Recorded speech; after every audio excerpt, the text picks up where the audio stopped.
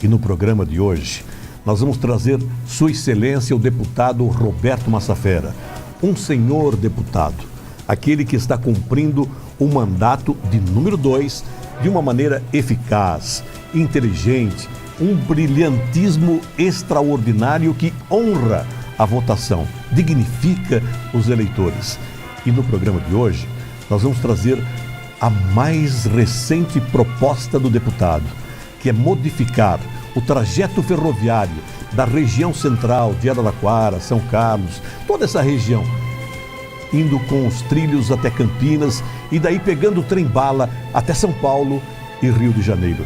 Essa é uma proposta factível, viável, é possível de ser realizada. E nós estamos aqui aplaudindo logo do início o deputado Massafera, que tem essa proposta no final do ano de 2011, para poder iniciar um 2012 com muito trabalho, porque é evidente que vai precisar dos ferroviários, dos netos, dos filhos de ferroviários, das netas, das filhas, enfim, dos parentes, daqueles todos que têm os trilhos, os dormentes como estrutura do coração.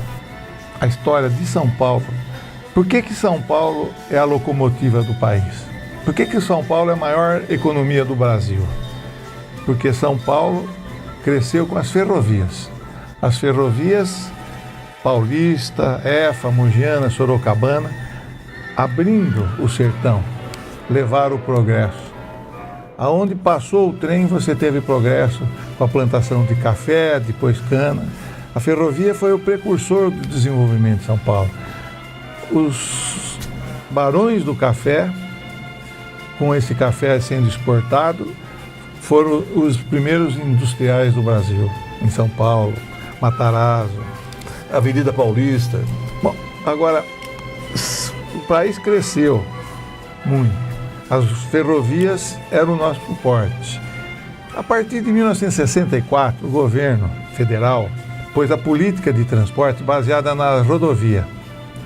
Ou seja, esvaziou as ferrovias e valorizou o asfalto e os caminhões e os ônibus. E durante 30 anos, nós liquidamos com as nossas ferrovias.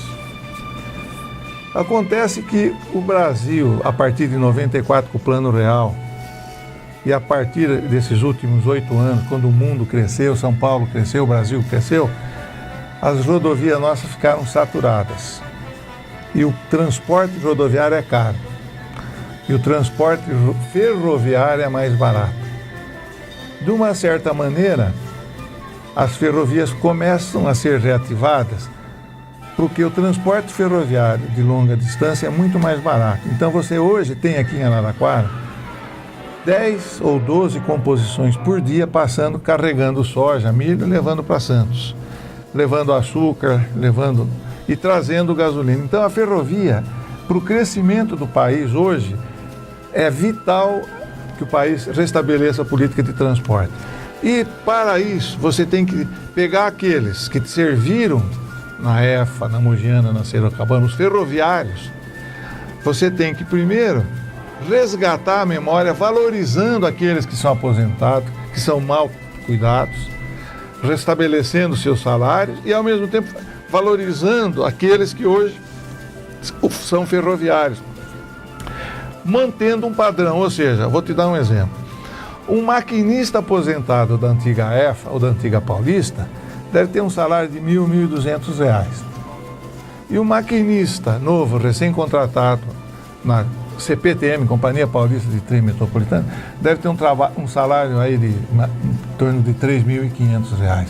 Então, o primeiro passo de luta que nós, lá na frente parlamentar, pelas ferrovias, é o seguinte: o governo, ao precisar, nesse momento, resgatar as nossas ferrovias com grandes investimentos, como é o caso de Araraquara, está se gastando 140 milhões para fazer o contorno de Araraquara, mudando a rotunda, passando para Tutóia, mas nós temos que fazer isso em São Carlos, em Rio Claro, para chegar em Campinas. Aí nós teremos o trem-bala chegando até aqui, né? Então, isso tudo você vai fazer à medida que você resgatar o passado, valorizando aquele que foi ferroviário, nivelando até na sua aposentadoria aos que hoje trabalham. Agora, o grande problema para o aposentado da ferrovia, para a pensionista que lutou junto com o ferroviário e que de repente ela perdeu o ferroviário e perdeu também a esperança de dias melhores, que é o que você acabou de dizer.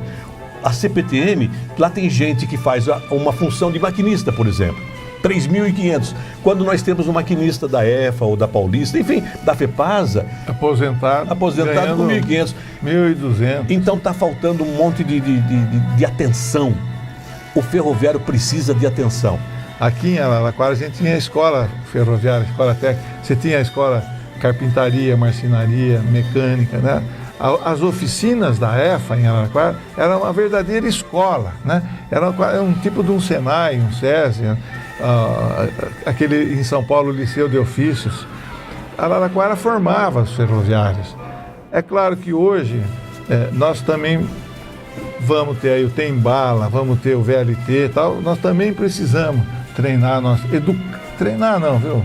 Educar e qualificar a nossa juventude, porque o transporte ferroviário está em crescimento.